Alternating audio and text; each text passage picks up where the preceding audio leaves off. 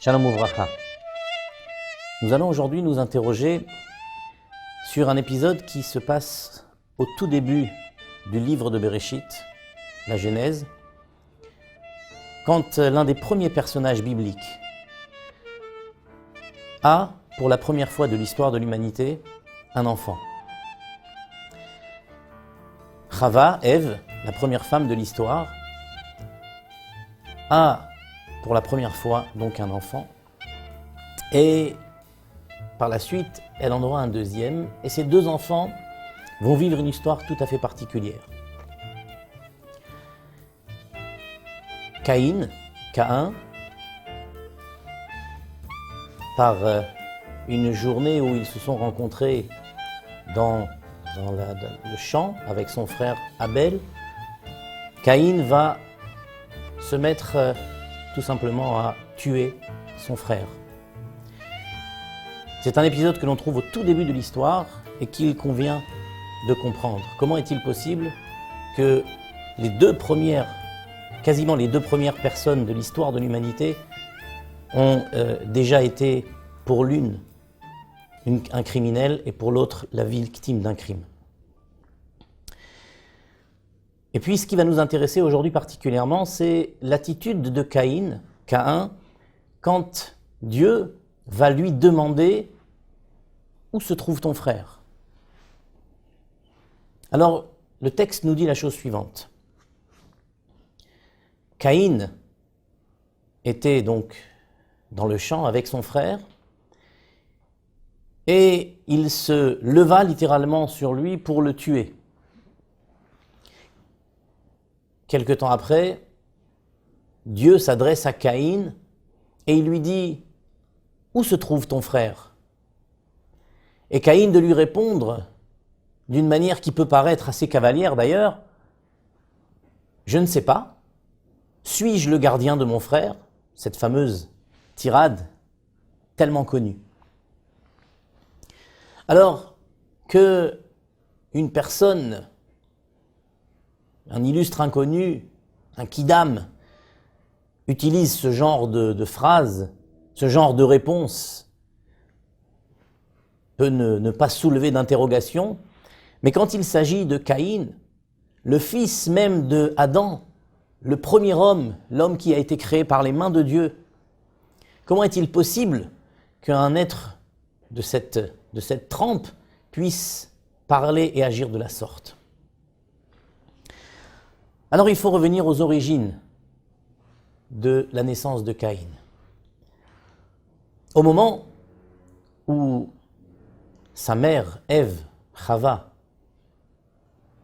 a mis au monde Caïn, elle lui a donné son nom Caïn, et le texte nous dit « ce nom provient de la racine kaniti », qui veut dire « j'ai acquis ». Littéralement, elle dit « j'ai acquis un homme, j'ai eu un enfant par Dieu, grâce à Dieu ». Alors bien entendu, quand on lit ce texte, quand on voit cette phrase, on se dit, voilà la phrase d'une femme qui a extraordinaire, qui a une reconnaissance infinie envers Dieu. Et donc, quelle grande preuve de fidélité et de reconnaissance envers Dieu qu'elle a donnée à ce moment-là. Seulement, les maîtres, les commentateurs, nous feront remarquer qu'en disant « j'ai acquis », littéralement j'ai eu un enfant grâce à Dieu, elle a même presque dit « avec Dieu », « et Hachem », eh bien, il y avait ici une certaine forme d'oubli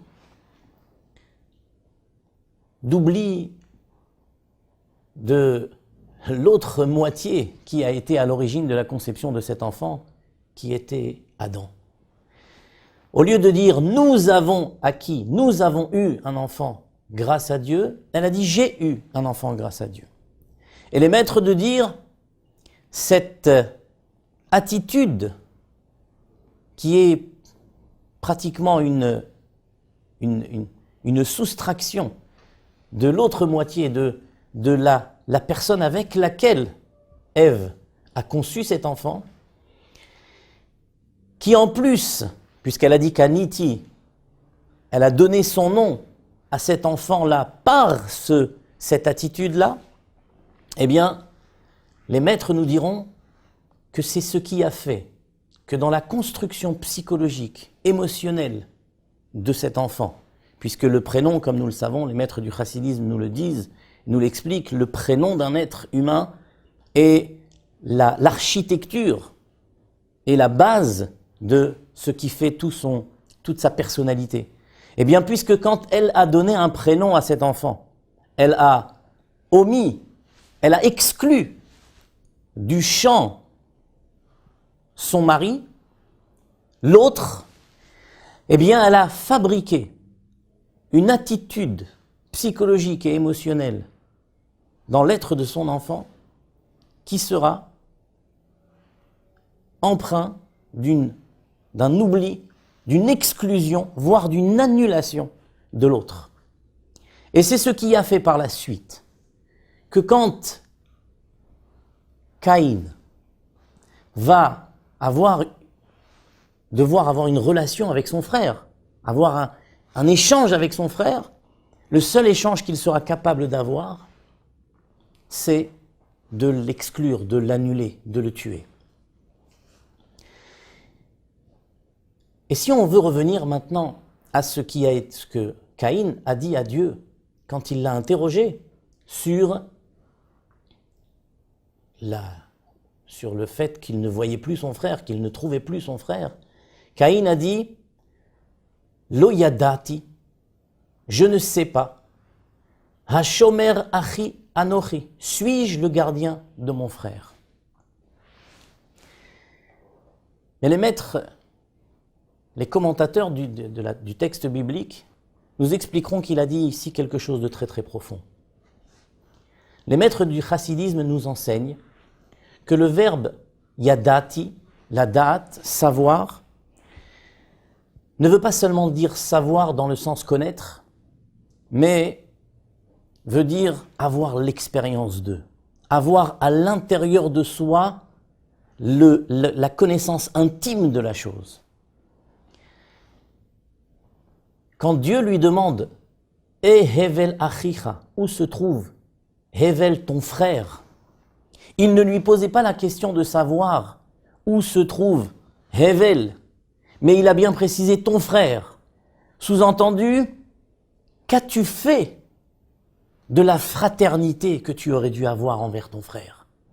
Qu'as-tu fait de cet échange normal qu'un être humain est censé avoir avec un autre être humain? Qu'as-tu fait donc de cette fraternité qui est à la base de la relation sociale de toute société? Et Hevel et Caïn, on a demandé tout à l'heure comment est-il possible que Caïn réponde de cette manière à Dieu, d'une manière tellement cavalière.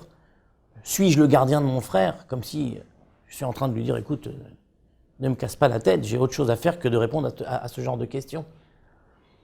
En fait, la réponse que Caïn a donnée à Dieu à ce moment-là était d'une profondeur extraordinaire. Pour comprendre cela, il faut faire référence à un autre texte biblique. Un texte qui se trouve au moment où Dieu va donner les 10 commandements au peuple juif. Vous n'êtes certainement pas sans savoir que les 10 commandements ont été donnés sous forme de 2 tables. Il y avait 5 commandements sur la table de droite et 5 commandements sur la table de gauche. Et certains commentateurs nous expliquent qu'en fait, les commandements s'expliquent 2 par 2. Le premier commandement de la table de droite expliquera le premier commandement de la table de gauche et ainsi de suite, le deuxième avec le 6e, etc.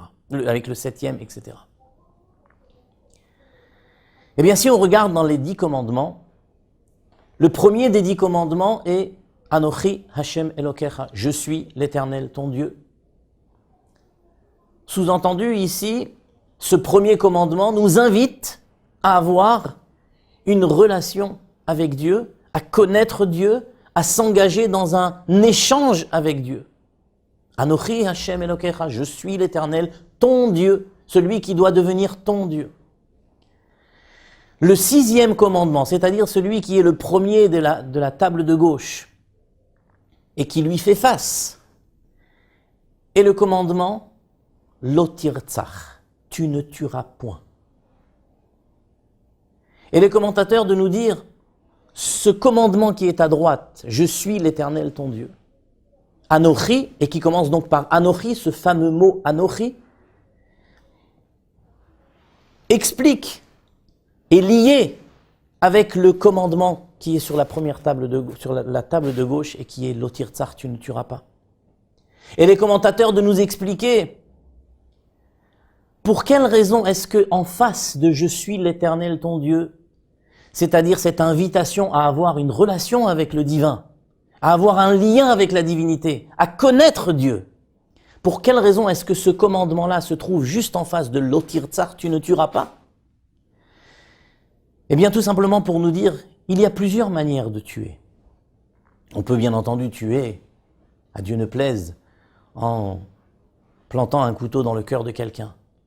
Mais on peut aussi tuer en faisant comme si l'autre n'existait pas, en ne tenant pas compte de sa présence, en ne tenant pas compte de son existence, en n'ayant aucune relation ou aucune capacité d'avoir une relation avec un autre être humain.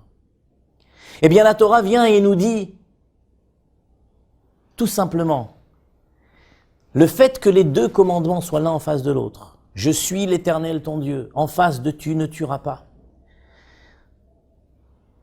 Cette juxtaposition de ces deux commandements est là pour nous expliquer la chose suivante. Ta relation avec Dieu, Anochi Hashem Elokecha, ne doit certainement pas te donner l'autorisation de faire l'économie de la relation que tu dois avoir avec l'autre.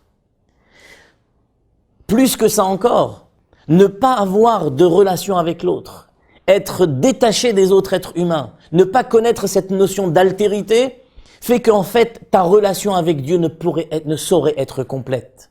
Et c'est la raison pour laquelle le commandement « Je suis l'Éternel ton Dieu » se trouve juste en face de « Tu ne tueras pas ». Et c'est pour cette raison-là que Caïn, au tout début de l'histoire, quand Dieu vient lui demander où se trouve ton frère, Ehevel achicha, il lui répond Lo yadati. Lo yadati comme pour se justifier. Je ne sais pas. Nous avons expliqué tout à l'heure que yadati, ça veut dire j'ai une connaissance intime de la chose. Et là, il dit, je n'ai pas de connaissance intime de la chose puisque, rappelez-vous, quand Chava, sa mère, l'a nommée, elle a omis de parler de son mari. Et donc, elle l'a construit avec une attitude qui était la négation de l'autre. Et il se justifie en disant, je ne sais pas, je ne suis pas capable d'avoir de relation avec un autre puisque je n'ai pas été conçu pour cela.